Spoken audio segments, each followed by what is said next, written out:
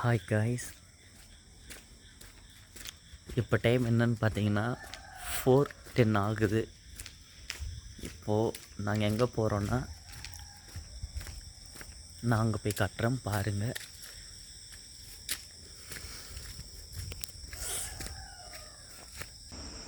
Hi guys, கிளம்பிட்டோம் பாருங்கள். Time எத்தனை? பாய். இந்த வண்டியில் போகிறத நினச்சவே பயமாக இருக்குது. அதுவும் இந்த டைமில் பயங்கரமாக குளிரும். என்ன பண்ணுறதுன்னே தெரியல. ஓகே இங்கே பாருங்கள், பேக் இதுதான் இப்போ எங்களுடைய ஆயுதம்.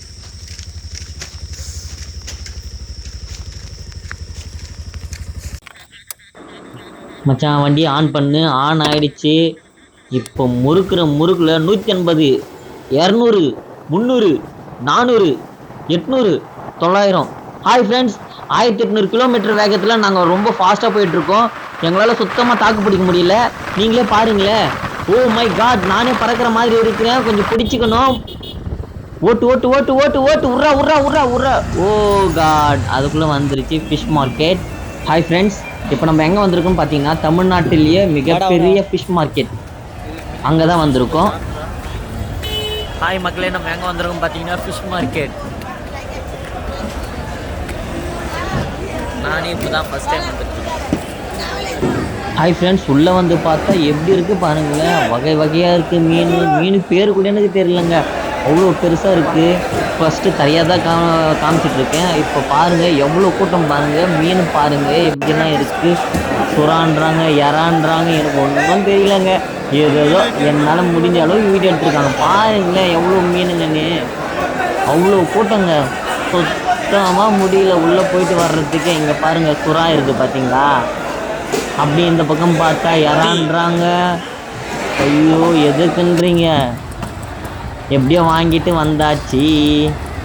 அதே மாதிரி நம்ம மீன் வாங்கிட்டு வந்ததெல்லாம் பெரிய விஷயமே இல்லை, க்ளீன் பண்ணுறது தாங்க விஷயம். அதே மாதிரி இங்கேயே பக்கத்துலேயே நம்ம கீழே இறங்கி வந்தோம்னா அங்கேயே மீன் எல்லாத்தையுமே க்ளீன் பண்ணி தந்துடுறாங்க. அதனால் ஒன்றும் ப்ராப்ளம் இல்லை. நான் அங்கே ஒரு அண்ணா கிட்ட தான் எடுத்துகிட்டு போய் கொடுத்தேன். அவரும் கரெக்டாக சொல்லி பேசி க்ளீன் பண்ணி வாங்கிட்டு வந்துட்டோம். ரொம்பலாம் கேட்குறதில்ல, வெறும் 20 rupees தான் கேட்குறாங்க. நண்டும் க்ளீன் பண்ணிட்டோம், மீனும் க்ளீன் பண்ணிட்டோம். அதுக்கப்புறம் என்ன, வீட்டுக்கு தான் கிளம்புறோம். அப்படியே திருப்பி யூட்டனை போட்டு கடைசியில் வீட்டுக்கு வந்துட்டோம். வந்ததுக்கப்புறம் என்ன, சமையல் தான்.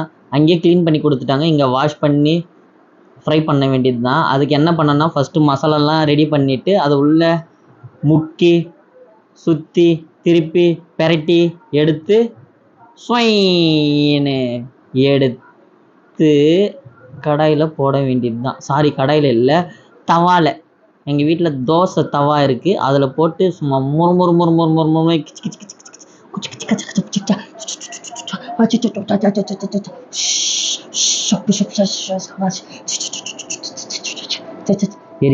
தெரியுது. புரியுது. அந்த பக்கம் இந்த பக்கம், இந்த பக்கம் அந்த பக்கம், இந்த பக்கம் அந்த பக்கம்னு சோட்டி திருப்பி எடுத்து பிளேட்டில் போட வேண்டியது தான்.